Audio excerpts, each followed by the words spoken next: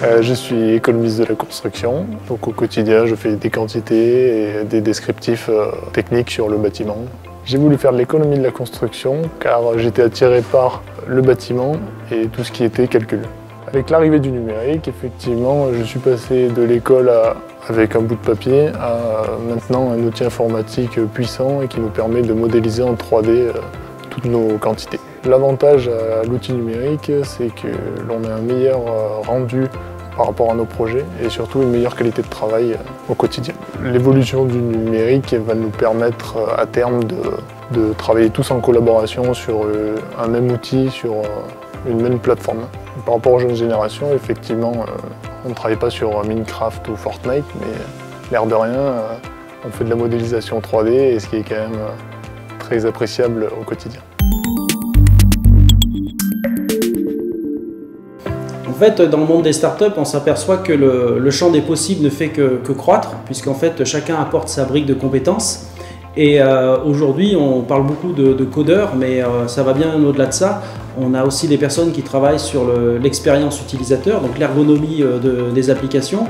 On va avoir aussi des data scientists qui vont travailler en fait sur la donnée, puisqu'aujourd'hui, la donnée est à l'échelle du big data. Et donc, il faut des personnes capables d'analyser, de structurer et de trouver en fait de la valorisation à toute cette masse d'informations. C'est aussi la capacité de trouver des nouveaux usages. Aujourd'hui, les startups et tous les gens qui travaillent autour du monde du numérique s'attachent à apporter une expérience utilisateur et faire en sorte que les gens qui vivent dans les bâtiments aient plus de confort et vivent mieux leur bâtiment. À la base de mes études, j'avais fait un BEP et en fait le but de la continuité de mes études, c'était de voir un petit peu comment étaient dimensionnées les choses. Les économies d'énergie aussi, c'était quelque chose qui revenait assez souvent et quelque chose qui m'intéressait. L'évolution, c'est que du coup, les logiciels permettent aujourd'hui de pouvoir renseigner vraiment très précisément des plans.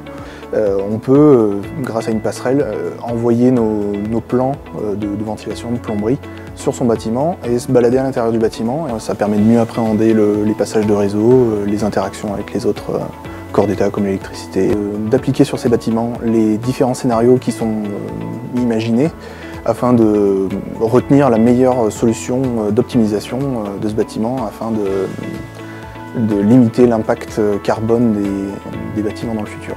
Si j'avais un message à faire passer aux jeunes d'aujourd'hui, ça serait que le métier a bien changé, qu'aujourd'hui on a des outils informatiques qui nous permettent de nous faciliter la tâche, que c'est beaucoup plus concret qu'un plan 2D ou comme on pouvait avoir avant. Et du coup c'est beaucoup plus enrichissant, on voit vraiment le fruit de notre travail sans forcément tout de suite avoir la phase chantier, on voit déjà à quoi ça va ressembler. Je suis chargé de méthode, donc c'est tout ce qui est préparation, dossier technique en amont de l'exé chantier. Pendant un an, on a été en cellule de veille sur tout ce qui était numérique en vue de se préparer au BIM. On a arrêté de faire des repérages au stabilo et on est passé directement au numérique. Ça nous permet d'aller plus vite sur la partie 3D. Aujourd'hui, on est sur du concret dans la mesure où, à partir de la maquette 3D, moi je fais mes plans de repérage donc, en couleur avec tous les systèmes constructifs. Donc ça me permet de donner ça à nos chefs d'équipe, conducteurs de travaux puis chefs d'équipe. Tout ça, des points spécifiques au niveau du chantier et surtout de voir qu'on n'a rien oublié dans le modèle.